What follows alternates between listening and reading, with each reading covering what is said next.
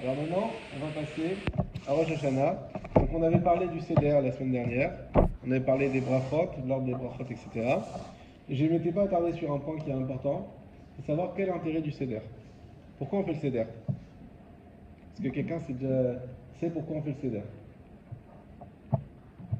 Est-ce que c'est pour ajouter des brachot? Est-ce que c'est pourquoi? Hein? On n'a rien oublié justement pour c'est-à-dire c'est mettre de l'ordre en fait. D'accord. Mais pourquoi on a rajouté un Seder à Rosh Hashanah et pas, je sais pas, pas à Kippour, mais pourquoi pas à Sukkot?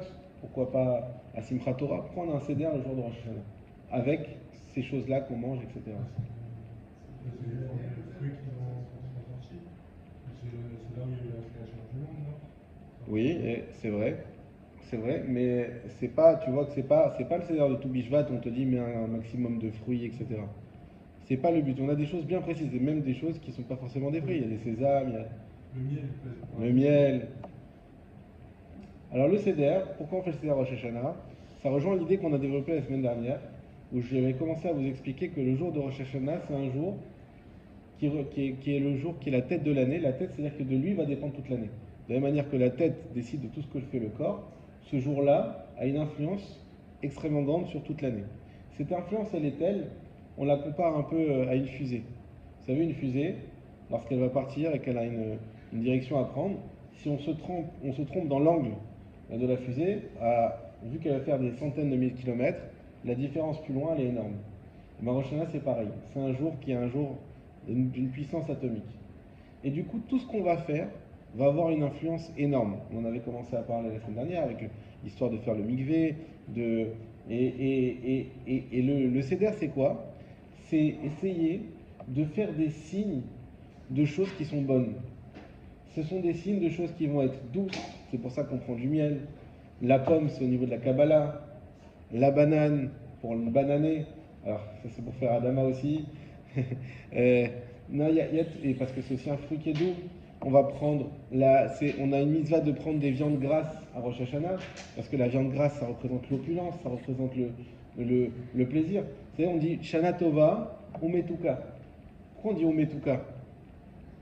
Et bien la raison, c'est parce que vous connaissez tous qu'on dit Akol et Tova. Même ce qui n'est pas bien, Akol et Tova. Mais nous, on ne veut pas être dans Akol et Tova.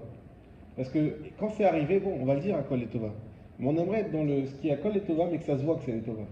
On aimerait être toujours dans la réussite, en fait. Comme il est écrit, Haïti et les roches, Vélo et Zanar, qu'on a lu dans la paracha Kitavo. C'est quoi Akol et Tova? Shana Tova ou Metuka? C'est non seulement que l'année elle soit bonne, mais qu'elle soit douce. Une bonté douce, pas une bonté amère. Parce que des fois, il y a des bontés, mais qui sont amères en passant par des chemins qu'on n'aime pas. Et donc, on demande d'avoir une année douce, bonne, mais douce. Une bonté qu'on va savoir apprécier à 100% sans avoir besoin de faire du travail intérieur. Et donc, tout ce qu'on va mettre en œuvre à Rosh Hashanah, ce sont des signes et des signes. On peut dire, attends, c'est pas parce que je vais manger une pomme avec du miel que mon année elle va être douce. C'est pas parce que je vais manger de la date que mon année elle va être douce. Eh bien, en fait, le reste de l'année, non. Mais le jour de Rosh Hashanah, oui. Puisque comme chaque détail va compter à Rosh Hashanah, même ton humeur, elle va compter.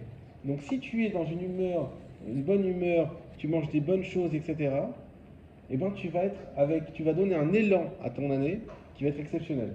C'est pour ça, à contrario, qui est écrit dans tous les chiffres de Kabbalah, de faire très, très, très, très attention à ne pas s'énerver à Rosh Hashanah. Et combien c'est difficile parce que généralement on arrive, on est fatigué, on a beaucoup de préparatifs. L'année dernière, à moi, il y avait le mariage en même temps, donc je devais être à plat. et, et on organise, et les femmes, elles sont. Et c'est pour ça aussi, on dit, moi, chaque fois, avec ma femme, je dis, vas-y, essaye, fais ce que tu peux, mais je veux que tu gardes du temps pour te reposer parce que si c'est pour arriver lessivé, on n'a pas gagné.